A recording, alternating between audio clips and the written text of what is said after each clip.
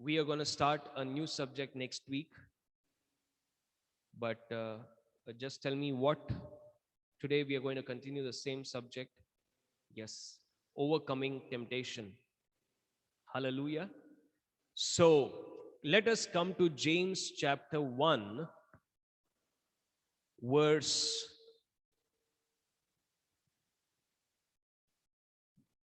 13 to 15. James chapter 1, verse 13 to 15. Let no one say when he is tempted, I am tempted of God, for God cannot be tempted by the evil, nor does he himself tempt anyone. But each one is tempted when he is drawn away by his own desire and enticed. Then, when the desire has conceived, it gives birth to sin. When it is fully grown, sin when it is fully grown, it brings forth death. Hallelujah. Now, uh,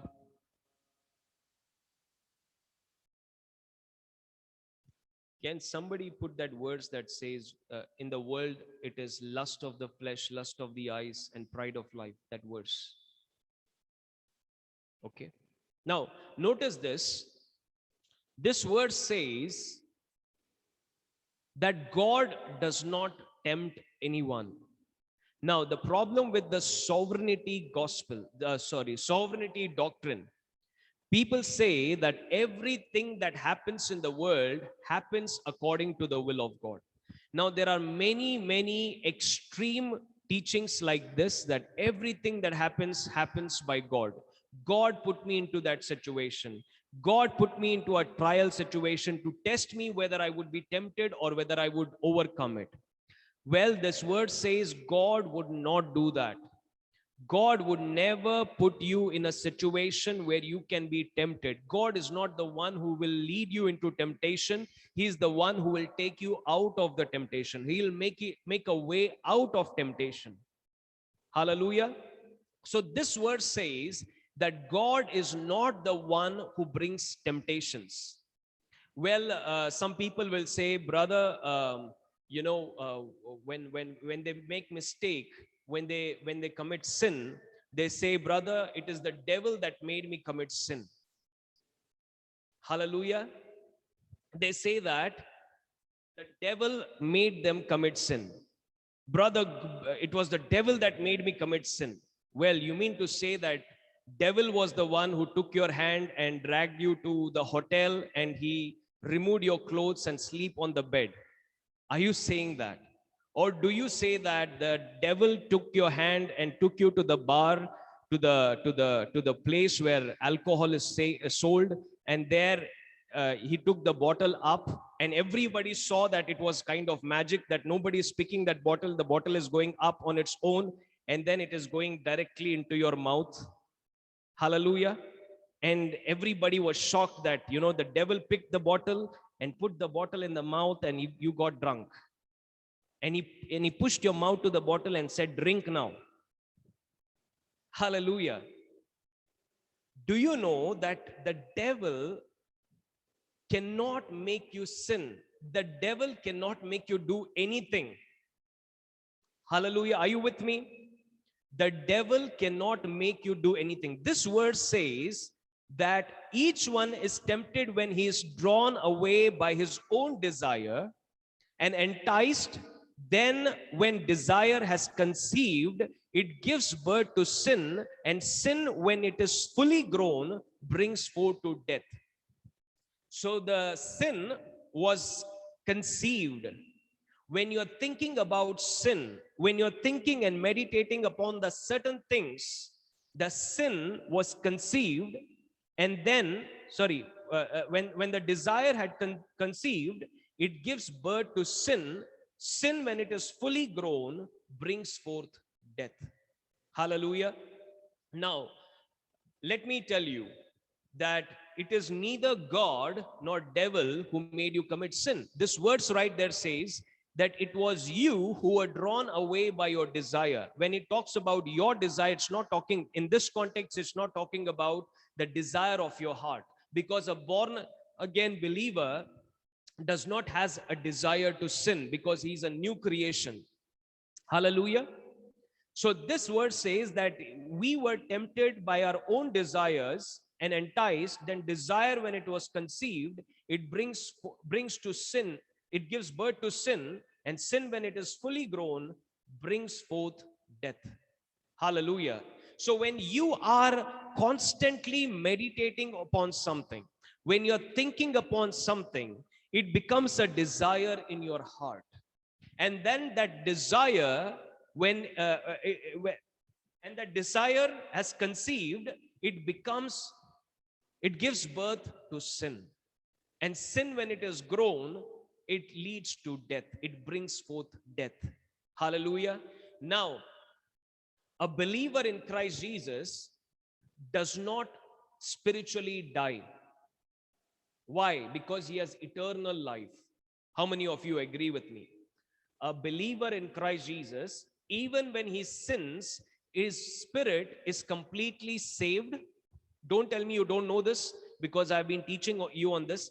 A believer in Christ, his heart is sealed with the Holy Spirit, and he is not going to lose his salvation. He is not going to lose his position as the son of God, as a child of God, as the righteousness of God. Hallelujah. Now, what does death means is, death does not only means that you dying physically or you going to hell. Death means wherever there is no influence in anything what you do, there is no influence of God in that area, that is called as death. Suppose if you are trying to get something or produce life in certain area, and God is not influencing that area, that is called as death, because you won't get the pleasure, the joy, the life that you're expecting from it. Hallelujah. If you are going in a direction and there it won't take you to your destiny, that's called as death according to this verse. Hallelujah. If you are thinking that if I do these things, I'm going to get pleasure, and you won't get pleasure, that's called as death. I hope it is clear to you all. Is it clear for everyone? Is it clear for everyone? Yes or no? Yeah. Where you don't find an influence of God or his spirit is called as death. Hallelujah. Now, how many of you know that if you're praying, God, give me pleasure, I want to drink this alcohol, and from this alcohol give me pleasure, God won't influence that. Do you believe that? Are you with me? Are you with me? Yes, right? So what is going to happen when you drink that alcohol, or you think that if I go around with somebody, I'm going to get pleasure. God bless me today, I'm going to go around somebody, and God cannot influence that and give you the pleasure that you're seeking for, because he is holy and righteous. There you don't find the desire of your heart. And then what happens is, there is death in there, and there you become disappointed, discouraged, and that leads to depression, and that leads to disappointments in life, and that leads to death. You didn't produce anything, you didn't get anything doing that. Are you with me?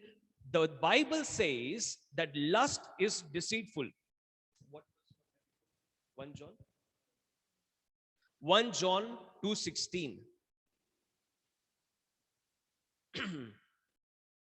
1 John verse 2 verse 16.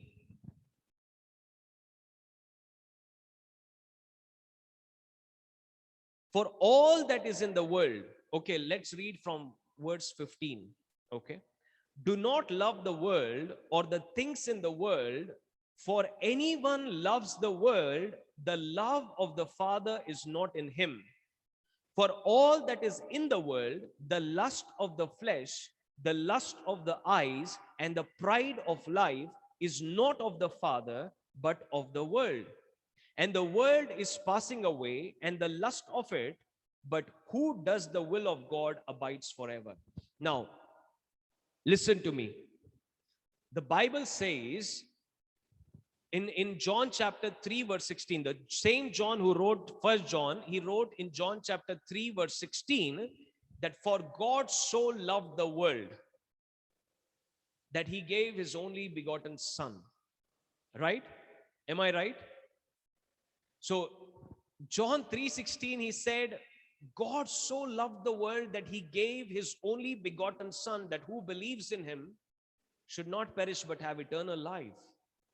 Now he's saying that God loves the world. And now he's saying that do not love the world and the things of the world. If anyone loves the world, the love of the Father is not in him. What is he saying? The word world here, the word world here is not talking about people. It's talking about the system of the world. It's talking about a system of the world. Hallelujah. And notice this word says, if you love the world, then the love of the Father is not in him. Meaning, if you do not know the love of God, you are going to love the world. Are you with me? When you do not know the love of God, you're going to love the world. Now, let me describe what love is. If you go back to Genesis chapter 3, you see that when Eve ate the fruit, okay, Eve was tempted by these three things: the lust of the flesh, the lust of the eyes, and the pride of life. She saw the fruit, that it was good for sight. She saw the fruit that is called as lust of the eyes. Then she thought that it is good for food, lust of the flesh. And thirdly, she saw that it is able to make me wise. Hallelujah. Now let me ask you this question. Hadn't God made them wise because he said, I have already made you like me? Are you with me? God had made them like him and said, I have given you every tree of the garden. And the Bible says that every fruit was good to eat and pleasant to see. Okay? Now God had given everything. But now she saw a tree and said, well, I don't have that wisdom. I don't have that pleasure. I don't have that beauty that is looking in there. So I need to become something. I need to get it because I don't have it. I am not what I'm supposed to be. Hallelujah. God had said to her, you are already like me. But the lust of the flesh, lust of the eyes, pride of life said to her, no, you are not. No, you are not. There is more for it. There is more for life. Hallelujah. That's the reason why, if you can see the heart of God when it was shattered because of the deceptiveness of lust. I believe that,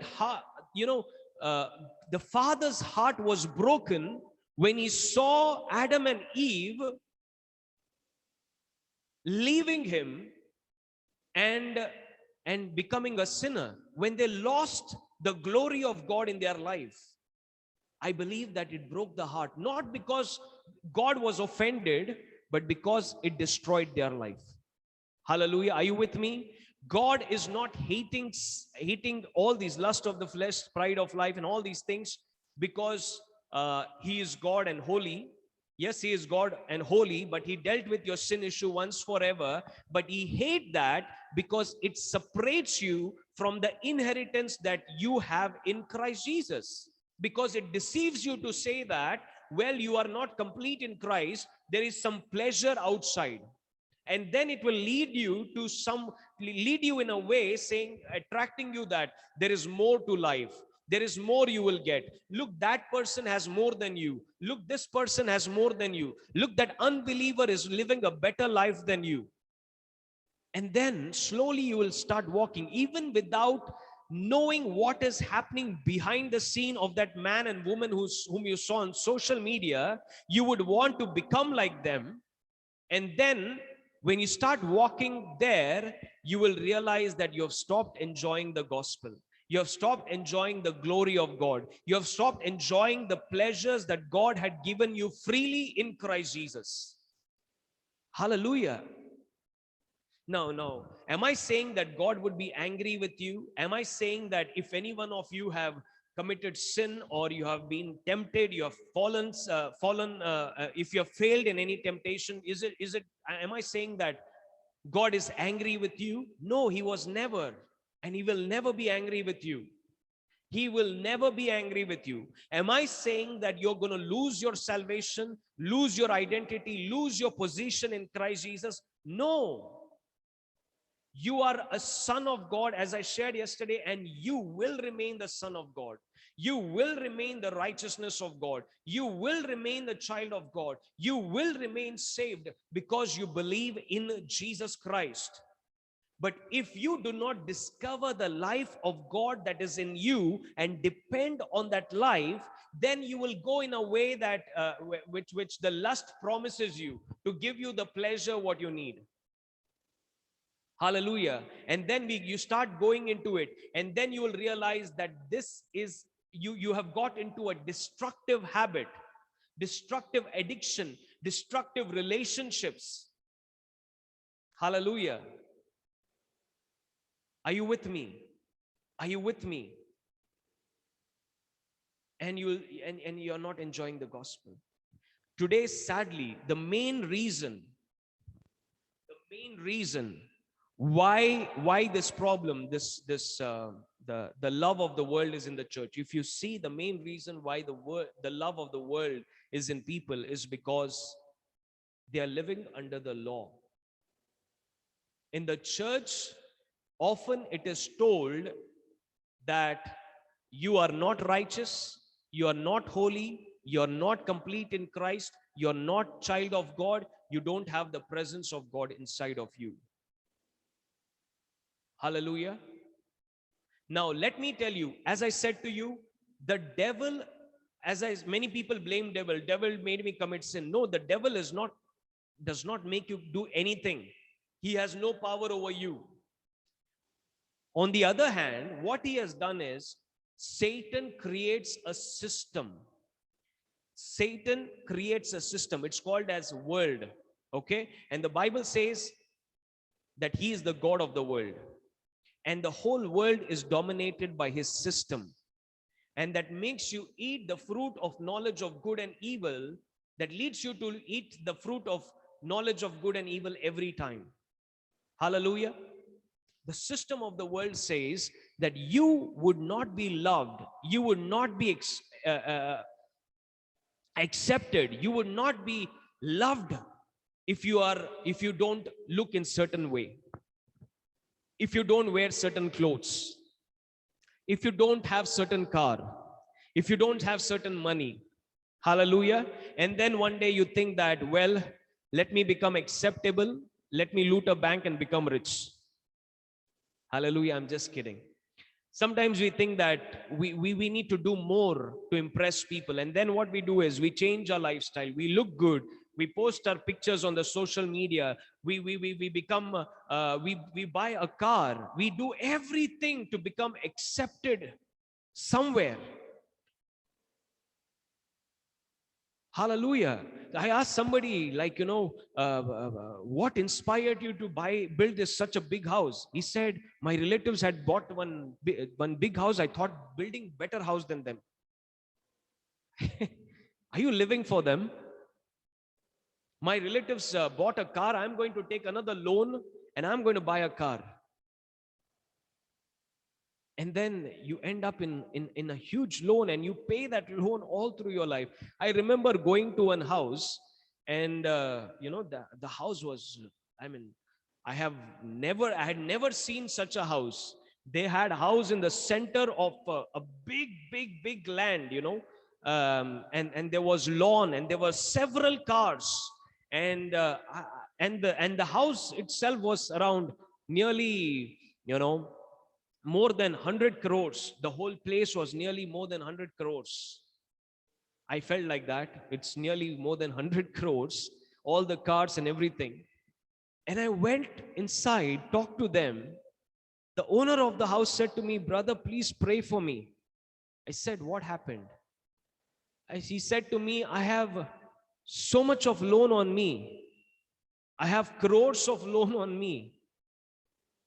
Do you think that that is called as riches?" I'm not condemning anybody. Please, those who have loans, I declare a cancellation, supernatural cancellation of loans over your life in the name of Jesus.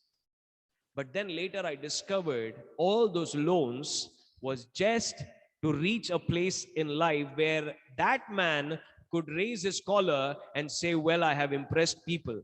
Those people came on the housewarming ceremony. They tapped your back and they said, "What a house." They saw your car and said, "Wow, what a car." They went back home and they're living their life. You are the one who is in the burden. Hallelujah.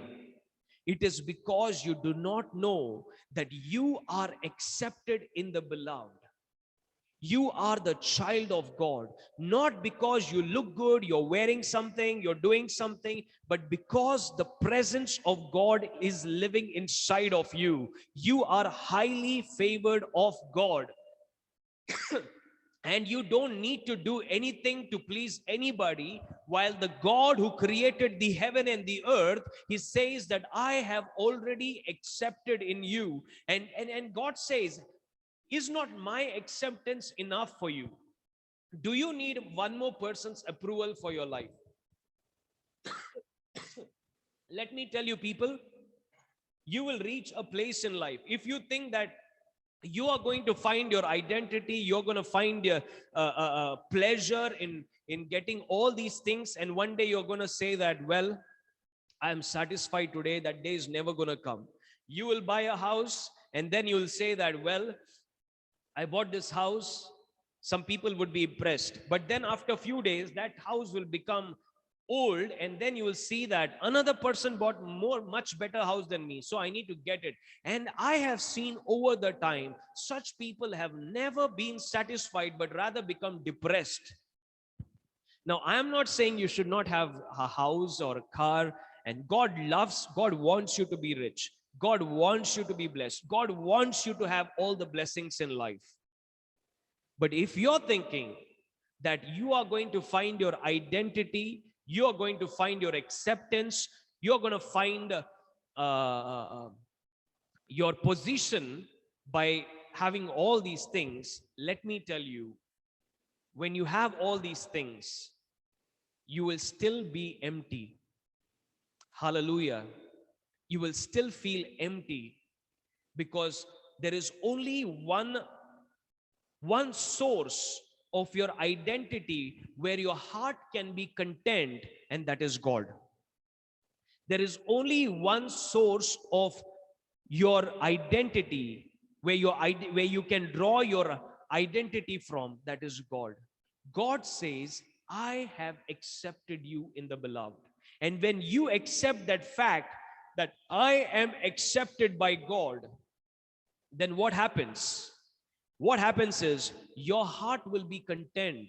And then when God blesses you with all things, you will begin to enjoy them. The Bible says the blessing of the Lord makes one rich, and he adds no sorrow to it. Hallelujah. There is no sorrow in the blessing of God. Why? Because our heart is already content with Jesus. Are you with me? Are you with me? But religion will never tell you what you possess in Christ. Let us come to Colossians chapter 2 verse 8. Colossians chapter 2 verse 8. Colossians chapter 2 verse 8. Now many people think that the temptation is all about committing sin. No, the temptation is all about disbelieving in what God says. The main temptation the devil brings against you is not sin, not anything. Of course, that might be there, but the main temptation is to make you disbelieve in what God says about you. That's when you believe and accept it, that's when you're going to end up committing sin. Let me show you. Colossians chapter 2, verse 8. Beware lest anyone cheat you through philosophy and empty deceit, according to the tradition of man, according to the basic principles of the world, and not according to Christ. For in him dwells all the fullness of Godhead bodily, and you are complete in him, who is the head of all principality and power. Notice here, the word says, for in him dwells all the fullness of Godhead in bodily form. Have you seen God saying that, well, I don't have pleasure today, I need to search something, somebody to get pleasure? Does he need something? The Bible says that the fullness of Godhead, that means the fullness of the Father, Son, and the Holy Spirit lives in Jesus, and in him you are complete. You are complete. Now, religion will not tell you that. Religion will tell you, you shall not commit sin. Religion will close the doors of heaven and saying that God is angry with you because you have committed sin. And then the world will always also shut the door of the devil and say, you may have mercy from God if you confess your sin. God is already angry with you, but now you go out and sin, God is going to be more angry with you and is going to judge you. Now here, God, religion closes the door of heaven and the door of the world and tells you, don't sin, be there. And it's not possible. If either, if the doors of heaven are closed, if you believe that the doors of God are closed, and if you believe that God does not love you, you will go out to enjoy sin. Hallelujah. God says, my door is never closed for you. My door is always open. I love you. I am not mad at you. I am madly in love with you. Hallelujah. Even when you sin, I am madly in love with you. God says, I am madly in love with you. Hallelujah. God says, I am madly in love with you. And nothing can change my love for you. You need to believe that God has loved you with an everlasting love. Hallelujah. A religion will tell you that notice here, it says, beware lest anyone cheat you, not only with religious teachings in the churches, but through philosophy, empty deceit, according to the traditions of men, according to the basic principles of the world, and not according to Christ. Now, some of you may be here who would, say to me that, well, I don't believe in the law, but then they go and believe in the basic principles of the world.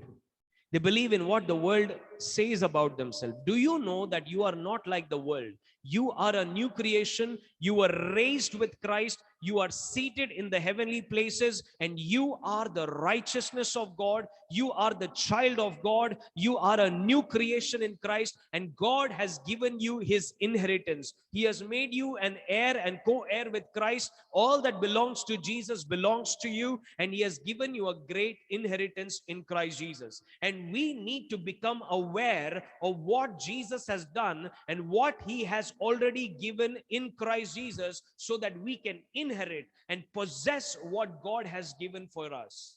Hallelujah. It is only when we do not know that what we have in Christ Jesus, we would find pleasure in the world. And that pleasure is a dead pleasure. It promises you pleasure, but it does not give you pleasure. Hallelujah. It is because it is when you believe you are not a son of God, you are not the righteousness of God, you will end up living in a dead pleasure that does not give you pleasure. Hallelujah. Are you with me? Are you with me? Let us come to Colossians chapter 3, verse 1 and 2. Colossians chapter 3, verse 1 and 2.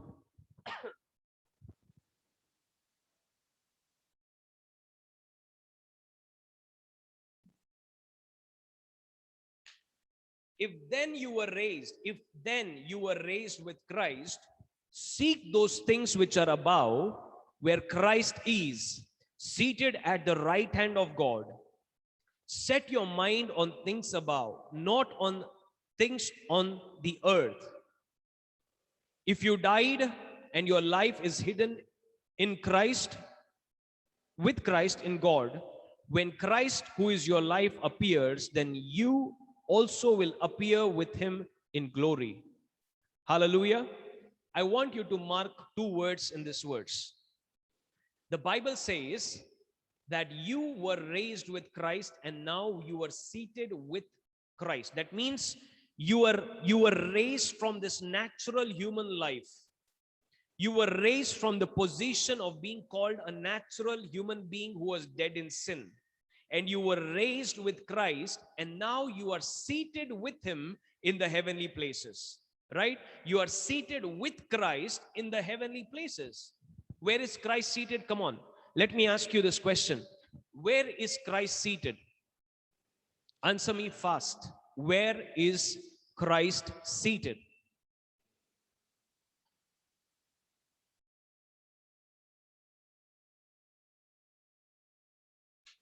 Right hand of God, right?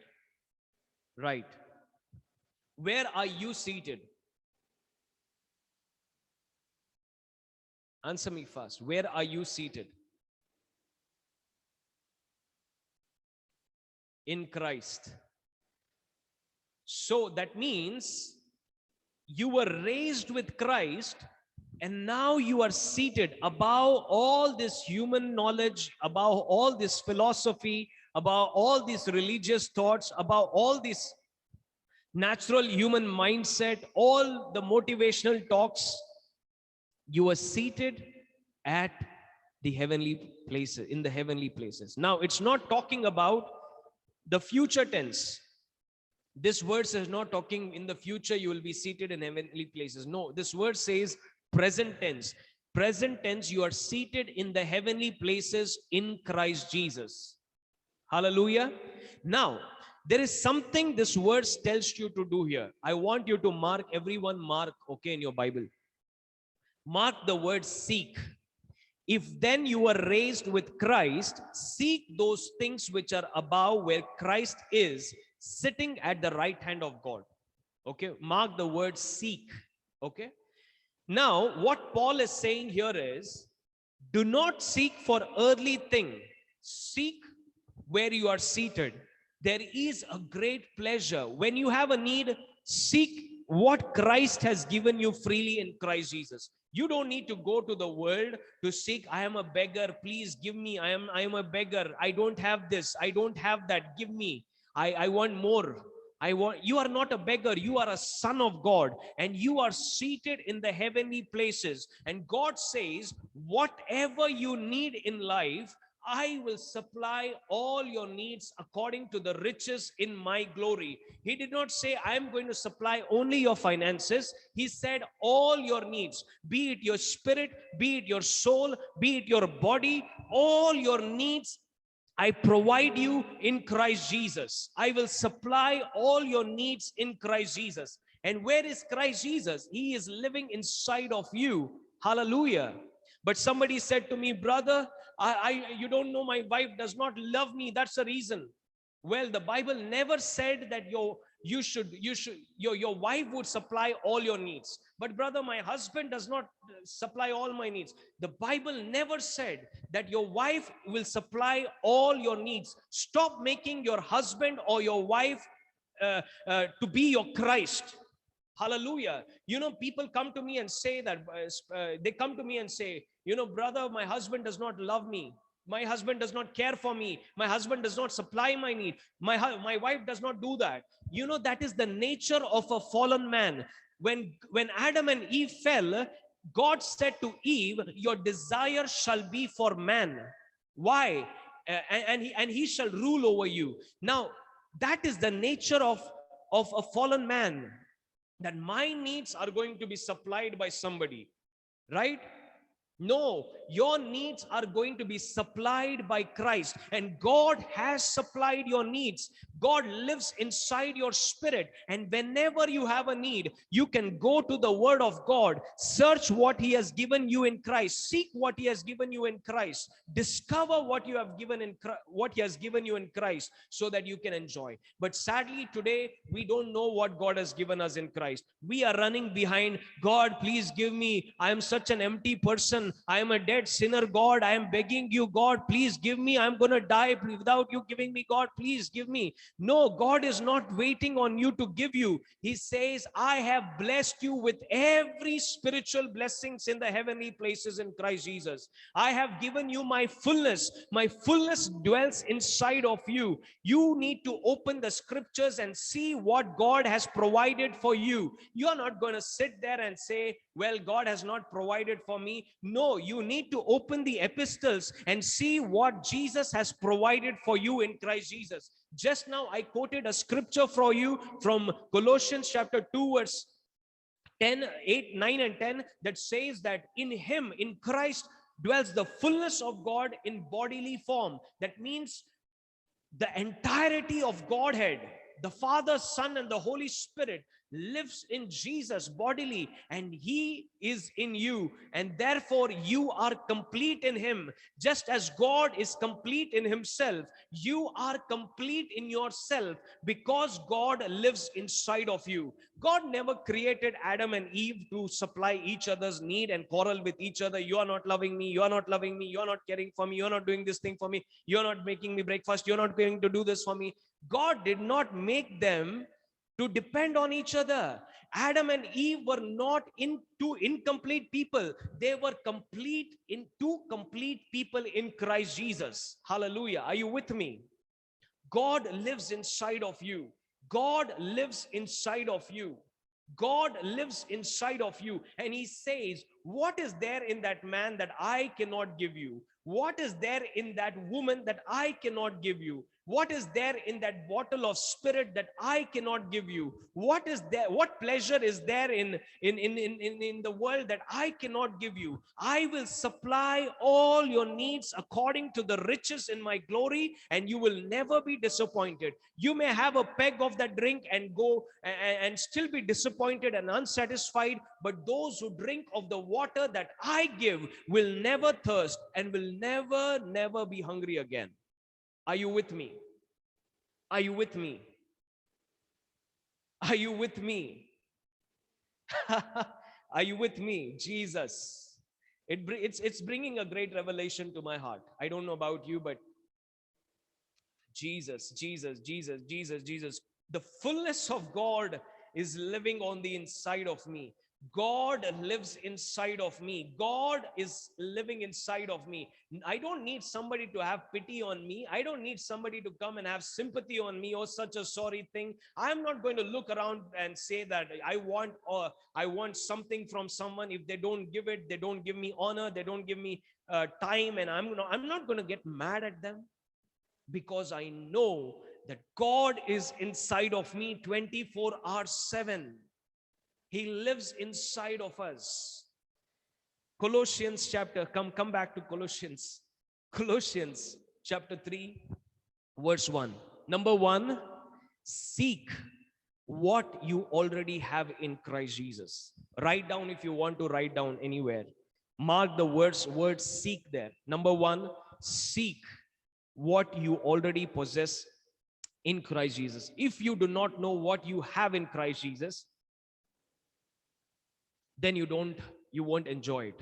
Hallelujah. Every time I read epistles, every time I read epistles, I take days and days just on one verse, just one verse, to let that word become a reality in my heart and mind. I just keep looking there. Blessed be the God and the Father of our Lord Jesus Christ, who has blessed me with every spiritual blessing in the heavenly places in Christ. That means God is a spirit, heaven is a spiritual place. Now, every blessing of heaven, that means joy is spiritual, happiness is spiritual, peace is spiritual, life is spiritual, every blessing. God is spirit. What does God lack? Nothing, right? When God says I've blessed you with all spiritual blessing, he means to say every blessing that I have deposited into you. Hallelujah. And when I sit there and read that verse, I don't want to skip that verse. Just reading that verse and going forward, we suck nutrients out of it. Yes, absolutely, brother. Hallelujah. I just sit there looking. No, I don't need knowledge. I don't need head knowledge. I don't want to come here. I don't want to read my Bible just to come here and preach. I want to discover the treasure that God has given me in Christ Jesus and enjoy it. Are you with me? So the word says, seek those things which are above, where Christ is sitting at the right hand of God. Hallelujah. We need to seek. Number one, seek those things which you already have in Christ Jesus. Number two, verse 2, set your mind on things above, not on things of the earth. The word set, okay, mark the word set. The word set is the same word used for to say that setting your alarm clock. How many of you have set your alarm clock? Now, if you set the alarm at 6 o'clock, it's going to come to the 6 and ring at the exact point, right? It's going to ring at this, not 1 second there, 1 second here. If you set an alarm clock at 6 a.m., it's going to ring at 6 a.m. Yes? Are you with me? It's also the word used to say the setting of concrete, right? When the concrete is dried, they say that the concrete is set. Hallelujah. So, meaning to say, it says, when the bell of your need rings, many times people set their mind, if that bell rings, I'm going to call him. If that bell of need rings, I have to do this. I have to go here. I have to go there. This word says, first, seek those things which are already yours in Christ. Secondly, set your mind on the things that you already have in Christ. And it takes time for your mind to be set. When the bell rings of the need, to go to the word of God and say, this is what I have. God, I believe what I have in Christ Jesus. I don't need to go anywhere to get that. I have this pleasure, this present, the joy, the fullness of joy that is in your presence is already inside of me. I don't need to go anywhere to get it. I already have it in me in Christ Jesus. Hallelujah. And once you start spending the time with the word of God, you see that your mind will begin to set on the word of God. Your mind will begin to set on the one who is inside of you. Hallelujah. Some people say, no, I don't want to set my mind there. I want to believe what I believe. I want to get what I want to get. No, brother, you don't understand me. You don't understand my need. You don't understand my desires. That's the reason you were never satisfied in life. That's the reason you could never enjoy your life. Because you could not understand the gospel and believe what God's word says. Hallelujah. The word says, set your mind on the one who lives inside of you. Set your mind on the things above, where you are seated in Christ Jesus. Not on the earth given pleasures which just dries away in a moment of time. Hallelujah. Again, I'm saying, if you are a believer in Christ, when you make mistake, when you commit sin, it's not that God is going to is not that God is angry with you. It's not that you lost your salvation. It's not that God removed his presence away from you. It's not that God took away his inheritance. The Bible says the gift and calling of God are irrevocable. Means God cannot give and take away. What you receive from God is eternally, permanently yours. But if you don't if you don't enjoy what God has given you, and you think that I'm going to enjoy a sin little bit, and you go out to sin, you're going to stop enjoying the life that is inside of you. You are going to enjoy frustration. I don't know whether it makes sense, but you are going to enjoy frustration. You're going to go into frustration. You're going to go into disappointments and frustrations. Hallelujah. You already have the kingdom of God inside of you, but then thinking that I will get some joy and pleasure outside of the kingdom will not make you lose the kingdom that is inside of you, but it's also not going to make you enjoy the kingdom. But if you see where your faith is, if your faith is in that spirit of bottle, if your faith is in that man or woman, then you're going to get what you believe, disappointments, right? But if your faith is in the one who lives inside of you, then you will never be disappointed. Hallelujah. Long ago, when I was a teenager, when I was a new Christian, new believer, there were many bad habits in my life. I was practicing sin and all those things, and religion told me all the things that God is angry with you. You need to repent. You need to change. You need to do this. You need to do that. And I did everything to stop sinning and tried doing everything to live a right life, but it was not possible. I was not enjoying my life. Rather, things became worse after going to church, because I kept on hearing how God is displeased with me, and I kept putting more efforts in changing myself, and it all failed. And one day, the light of the gospel came to me, and I knew that God is saying to me, I am not angry with you. Your sin is a non-issue with me. Because you believe in me, son, you already have my kingdom, my presence within you. You are my righteousness. You are my child. And all the pleasure that you need is in you. Hallelujah. And he said to me, I was never angry with you. Your sin would never separated me from you. I'm always with you. I have always been with you. And when that knowledge came into my heart, when my understanding was enlightened to that knowledge, that revelation, man, I don't know how I got delivered from those bad habits, those destructive habits that were frustrating me. But let me tell you that I didn't put efforts to give up on those bad habits. I just said to God, God, I believe that you love me. God, I believe that your kingdom is inside of me. Righteousness, peace, and joy of the Holy Ghost is inside of me. The fullness of joy is inside of me because you live inside of me.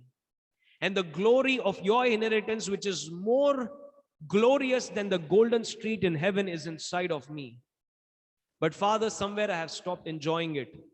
Would you enlighten the eyes of my understanding so that I may know who I am, what I have in Christ, and the inheritance that I have in me, so that I could enjoy it. And there I remember I was on my knees praying this, and I prayed this by faith, not by unbelief, but by faith. But by faith, I knew that I didn't need to repeat this sentence. I knew that nobody else I don't need another person to pray this for me, but I knew that my Father has heard this prayer. And I just waited there, and I began to thank the Lord. I said, thank you, Jesus. Thank you, Jesus, for enlightening the eyes of my understanding. Thank you for giving me the knowledge of who I am and what I have in Christ. Before that knowledge, that revelation came into my heart, I began to thank him. I praised him. And I just was there praising him. And immediately the eyes of my understanding enlightened. I knew I'm not saying that I felt the presence of God. I had goosebumps on my hand or my body, or I had chills in my body, and I felt the presence of God. No, I didn't feel a single thing in my body. But suddenly inside me, I just knew what the scripture says, The things began to make sense. The word of God began to make sense. I knew that I knew that I knew. I didn't see any vision. I didn't hear any voice. I didn't have any feeling. Right within me, I knew that God loves me. I knew that in His presence there is fullness of joy, and His presence is within me. Hallelujah. And when that revelation came, I began to jump around my house. I'll tell you, I began to jump around my house. I ran around my house, jumped around my house. I began to talk to people. Do you know who I am? Do you know who I am? Do you know what God spoke to me? And I can't tell you what happened. It was just an enlightenment in my spirit. I can't express you how it happens, but the eyes of my understanding was enlightened. I knew that I know that I know that I know that I am a child of God, heir of God, co-heir with Christ. I'm seated with the heavenly places. And before that, I read that scripture that I'm seated at heavenly places. And I would look at myself. I am seated on earth in my house, in my chair. How does this word say? How can that mean that I am seated in heavenly places in Christ and I'm here right now? I didn't know what happened. In my heart, I just said, I am seated in the heavenly places in Christ Jesus. That is my position. That is my identity. That is my place. Hallelujah. I began to jump around the house all alone, dancing, singing, praising God. Hallelujah. Hallelujah. Few days ago also same thing happened. Few days ago also I was in the room and I was praying, I was studying the word, and God just gave me an enlightenment. Okay, there was things that I wasn't understanding from many years. God just gave me an understanding. My whole view about my whole life changed, and I was relaxing, and I was feeling like jumping and singing song. Again, I didn't see glory cloud coming and sitting in on my head. I didn't see any vision of Jesus coming. I didn't hear any audible voice, nothing. It was just an enlightenment of my understanding. And I knew, and I received the revelation in my core, in my spirit man, in my born again spirit. And I began to enjoy. Hallelujah. By the way, how many of you know about my shoulder healing? How many of you know about my shoulder healing? Are you with me? I have posted on the group once, right? There was a shoulder pain from long time and I was struggling with it even while sleeping and all those things. And man, it was from many months. And one day morning I woke up and I was just listening to Kenneth Hagin on faith on my laptop. Early morning, 3 o'clock, the Lord woke me up and I just sat there praying in tongues, listening to Kenneth Hagin. And immediately the Holy Spirit gave me a revelation as I was listening to the word. You see, when you listen to the word of God, when you are listening to the word of God, you receive revelations. Maybe the preacher is speaking something else, but God begins to speak you something else when you're listening to the word of God. I don't know if it has happened to you, but it always happened to me. When you're listening to the word of God, the words of preacher are different, but inside the Holy Spirit is giving you something else. Hallelujah. And then I was listening to the word of God, and then the revelation came that you are healed. You were healed by the stripes of Jesus. How many of you know that many times we confess this word, by stripes I'm healed, but by stripes I'm healed, but it was all here. It is all in your mind. It is all on the superficial level, right? But that day, in my heart, I knew I am healed by the stripes of Jesus. There was still pain in my hand, but I knew that I am healed by the stripes of Jesus. That means my body could not convince me that you're not healed. That revelation was so strong that my body could not convince me that you are not healed. My mind was saying, well, I think you need to do this, you need to go out, you need to do this. I said, I don't care. I am healed by the stripes of Jesus. And immediately after that, I saw after a while, of praying and all those things. I was just celebrating, praising God, thanking God. Even before I saw the manifestation of my healing, just praising God and celebrating, walking around the house and praising God. And immediately pain had left. Hallelujah. This hand was not so easy to move. You see, the way I'm moving right now, I couldn't move this for months. Hallelujah. Even my wife was concerned, what is happening? Every day I would say, my hand is paining. Hallelujah. Thank you, Jesus. Thank you, Jesus. Thank you, Jesus. God wants you to know what you possess in Christ Jesus. Today, there are many people who would who are so obsessed with teaching of the law, and they are so sin conscious. All the time they hear about sin. They all the time hear about sin. They are so condemned. There's so much thought about sin that we go and tell them about their righteousness. That we tell them there is no condemnation for those who are in Christ. It is hard for them to believe, and they say that you are a false teacher. We who come, when we go to people who are bound with legalism, we go and tell them what they possess in Christ, who they are in Christ. They say that you are a false teacher.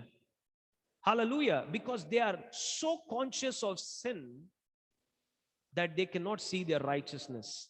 God wants us to bring to a place where we lose the consciousness of sin and become aware of who we are, our inheritance in Christ, and the blessing of God in Christ. Hallelujah. Be careful.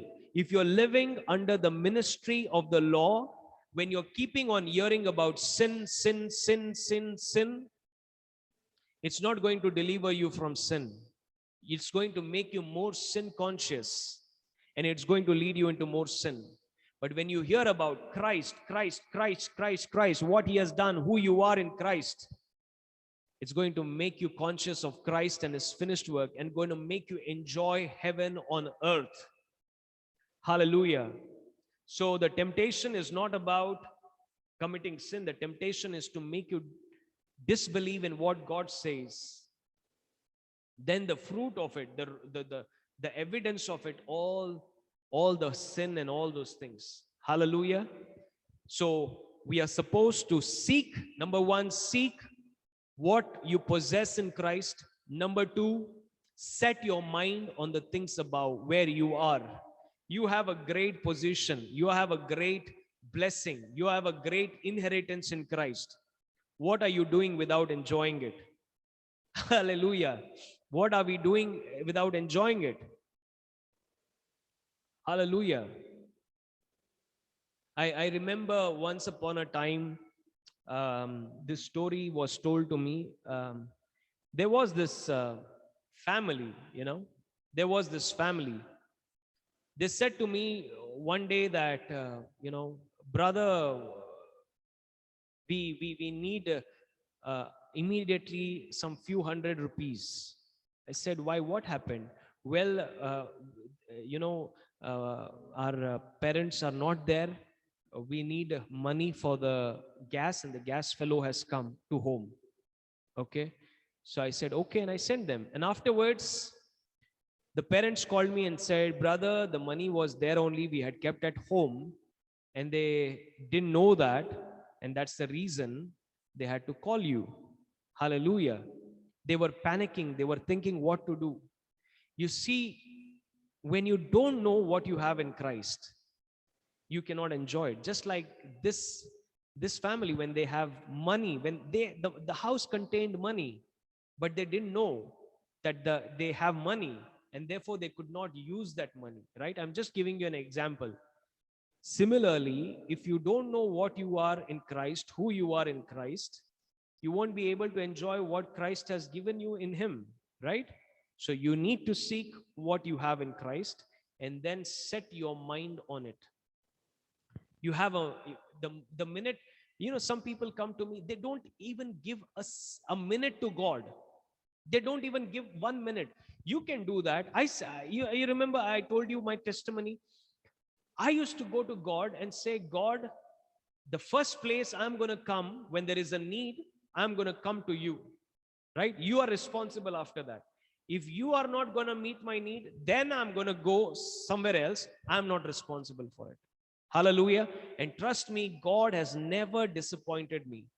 I have never needed a chance to go to something else to find, to get anything in life when I went to God. Hallelujah. Hallelujah. He supplies all your needs according to the riches in glory. How many of you want to enjoy the riches of His glory in every area of your life, spirit, soul, and body? How many of you? Do you want to enjoy the riches of His glory in every area of your life? Discover that He lives inside of you and set your mind, your mind will give you all the other options. Set it upon Him and you will never be disappointed. Hallelujah. Last one thing I want to share with you and then finish this. How many of you know that King David's story? King David's story. King David committed adultery with Bathsheba, right? Yes or no? Right?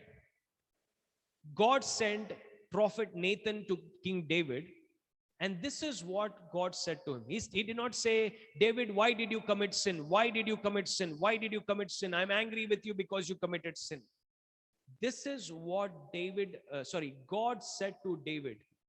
David, you were a shepherd. I made you king.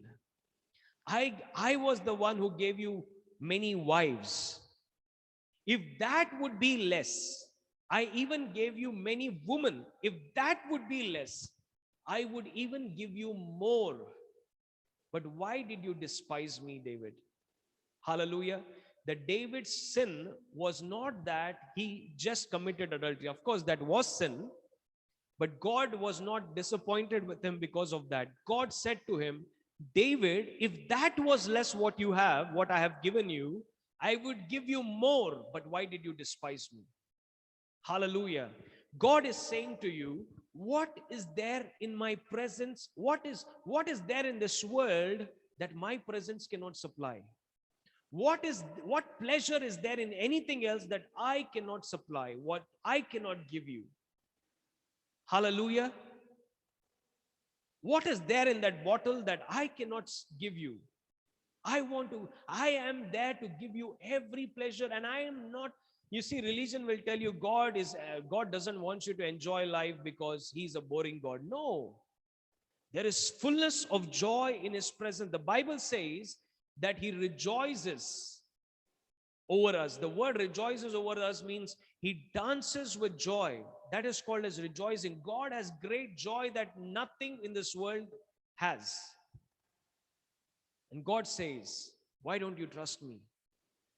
I will supply all your need according to the riches in my glory. Hallelujah. Hallelujah. Let us all raise our hands up and say, Father, today I want to know my inheritance in Christ. I want to know who I am in Christ. I want to know what I have in Christ. I want to know how much I have been forgiven. I want to know that there is no condemnation for me in Christ Jesus. I want to know that I am the righteousness of God in Christ Jesus. I want to know that my identity in Christ Jesus. I want to know your glorious presence that lives inside of me, the fullness of God the Father, God the Son, God the Holy Spirit that lives inside of me. I am complete in you. I want to know, Father. Give me revelation. Enlighten the eyes of my understanding. In the name of Jesus Christ. Amen. Amen. Now, don't keep your Bible closed every day and think that God is going to give you revelation. Right? Open your Bible and dig into the Word to find out your inheritance in Christ Jesus. Hallelujah. Hallelujah. Thank you, Jesus. Thank you, Jesus. Thank you, Jesus. Remember this. Sin does not separate you from God, but sin has earthly consequences. Sin has consequences. Okay? Losing your salvation is not one of them. Losing your identity and right standing with God is not one of them. But there are earthly consequences for sin. It destroys life. Hallelujah. But when we start enjoying heaven that is inside of us, we will see that there's no need for sin.